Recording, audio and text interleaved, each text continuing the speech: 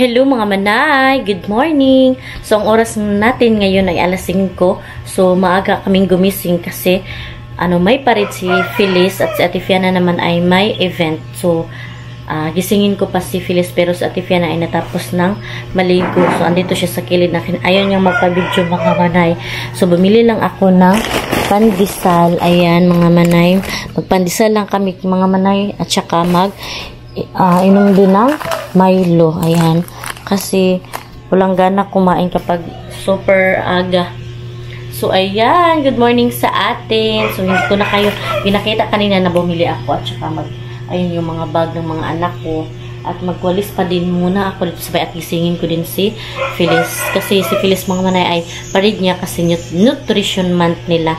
Yung lang sila mag-yellow. At ayan, naka-ready na yung mga damit niya.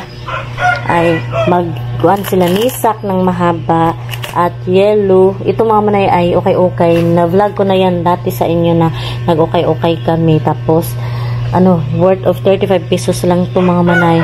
Kung bibili ka ng bago ay 100, so nakamura tayo. At saka mag-short. So, ayan, na tayo mga manay. I-update ko na lang kayo mamaya pag andun na kami sa parid mga manay, kasi pakita ko sa inyo yung kung gaano kami kadami magparid. See you later kasi mag-asikaso at maligo pa din ako at saka si Phyllis din isingin ko at magpaligo. Si Mr. wala pa pala dito kasi duty niya. So, see you there mga manay. Dito na kami sa paaralan mga manay. Akala ko may sunog dito kasi may fire truck. Ayan mga manay. So, yung pasok na tayo ulit pala. Yes, Phyllis. Hala, be, nagguba mong buhok, be. Nahulog. Yung tita pala nag-ayos niya yan, mga manay. Ayun, nag-start na. Tara, sulod dito ka.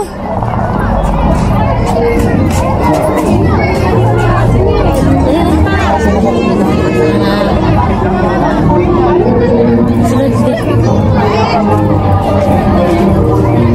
Manimuhang kuhan, be, teacher, be. Dara, naik ka yellow, be. Mga naka-yellow to, Dara. Ayan, si Phyllis naguba yung niya. Pero yung tita niya nag-ayos nito, mga manay.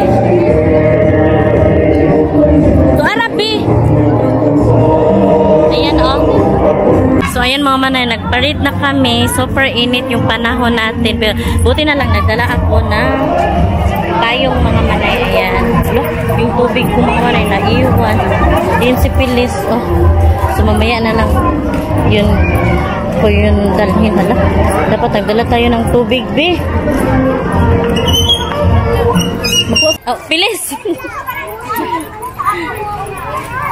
So yun mga manay, medyo layo-layo na din yung nalakad namin. Okay na din mga manay kasi umabas yung tawagan yung singot mga manay ba. Pinapawisan ako sa paglakad. Okay na din ito para mawala yung mga toxic sa katawan natin. At ayan si Phyllis, yung niya, buhok. Mamaya ko na lang yan ayusin. So dito na kami sa Central. Malayo-layo yung namin ba, nilakad. Tapos mataas yung parid kasi madami palang nag-aaral dito. Ayan. Phyllis!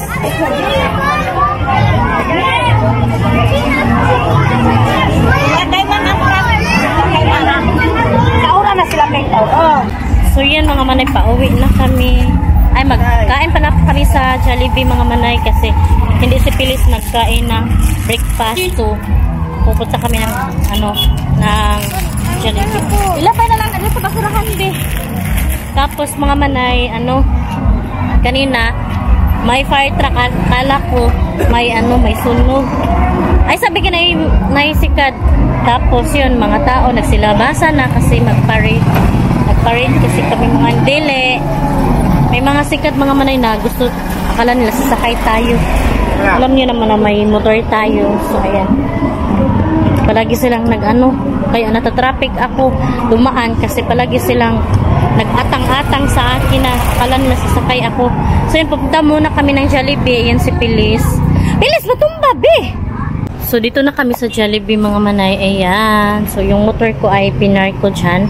So So, let's go na. Pasok na tayo mga manay. Sobrang init ang panahon ngayon. Ayun yung panahon natin dito. So, blessed pa din tayo kasi maganda yung panahon natin. Kasi sa Manila, mga manay, ay sobrang maulan. Sana ay okay na doon. Ang sabi? Ang sabi mo, ha? Juice? Oh, mag-juice. Manta.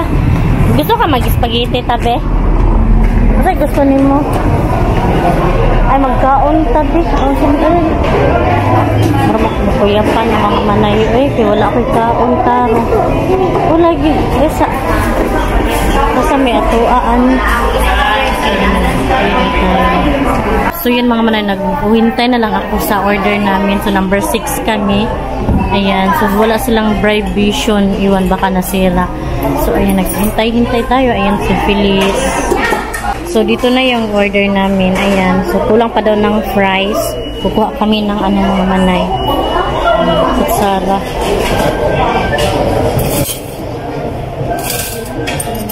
Puro kutsara. Walang tinidor.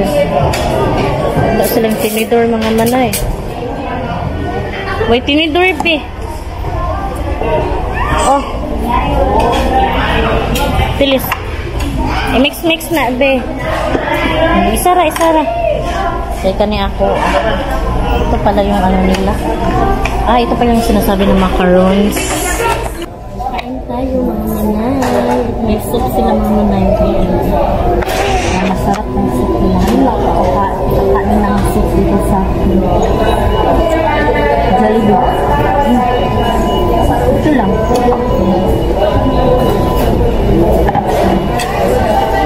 Hindi kasi kami nag-breakfast ng manay. Kaya nagpapong ako. Walang pagkain dito sa bahay. So, kain na lang tayo dito. Okay lang naman ang price. Kasi 1 for 17. Kasi kay Phyllis ay 99 muna. Ano na? French fries at saka spaghetti. Let's eat mga manay. Wala sila tinidor. Wala may tinidor. Wala namang po dito. Pwede doha. Alin po dito. Ang tinidor kasi nila dito.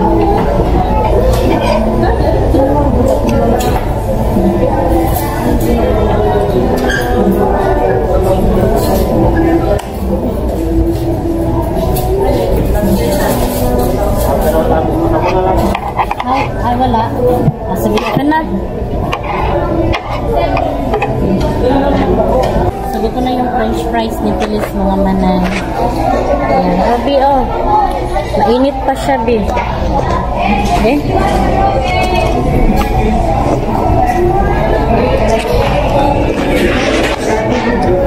Mainit pa yung french fries nila.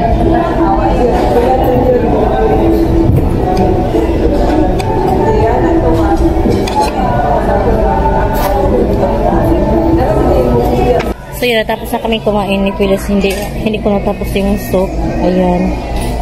Ipusin natin ito kasi kahit paano mabos-bawasan yung trabaho ng waiter. Ayan natin siya. Ito mga basura. Kahit paano mabos-bawasan yung trabaho nila. Ayan. Ay, dito na lang natin ilagay.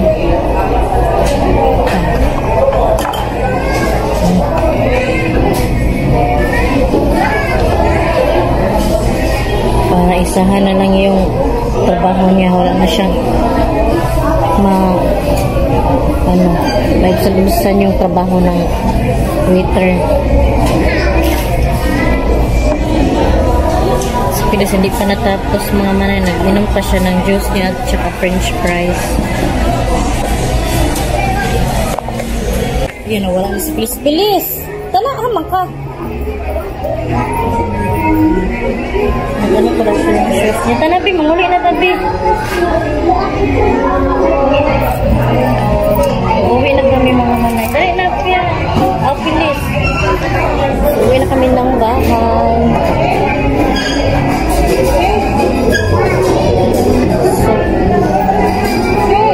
Excuse me.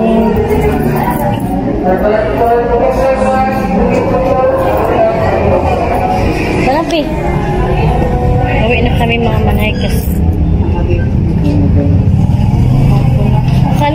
12 na mga manay. Alas 9 pa pala. Nagutom kasi kami. Kasi hindi kami nag-breakfast. Ayun yung na. Kaya nagutom ako kasi hindi kami nag-breakfast. Akala ko kasi talaga alas 12 na ba. So super aga pala kami pumunta ng paaralan. So dito na kami sa bahay mga manay. Alam nyo, di ba galing ako ngayon sa paaralan ni Feliz kasi nga sumayaw siya na sa nutrition man. Alam nyo mga manay, may nakita talaga ako doon na ina na nagdala siya na hilom sa beka, nag-story ako. Nagsasalita na naman si Feliz nung nagsasalita ako dito mga manay. Kaya sinabihan ko siya na huwag siyang maingay. So yun mga manay, may nakita akong ina doon na kambal, dalawa anak niya. Tapos, kambal mga manay. May kambal pa, tapos dalawa pang anak. Kambal nga kasi dalawa. So yun, binitbit niya talaga mga manay. So ipapakita ko sa inyo yung picture. So ito yung picture mga manay. Naawa talaga ako sa kanya mga manay. Kaya yun, binitbit ko yung isa kasi naawa ako sa kanya. Kasi wala siyang carrier ba na i-carry ang bata.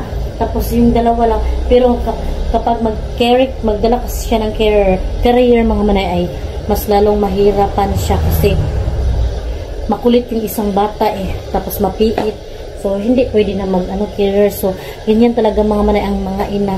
Saludo ako sa lahat ng mga nanay out there kasi hindi basta-basta yung trabaho ng mama. Sinasabi nila yung iba na lang tayo, mga palamunin lang tayo sa ating mister, pero hindi nila alam na yung buhay namin bilang isang ina ay napakahirap. Walang day off, at saka higit sa lahat walang day off, walang sahod. So yan talaga ang buhay ina mga manay. So yun, nag-post talaga ako sa Facebook na hindi madali magiging ina. Ayan mga manay, nag-post ako kasi walang log out, hindi magbilar-bilar ka talaga.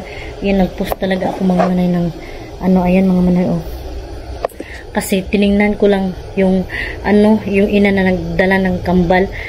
Tingnan ko lang sobrang nahihirapan na ako.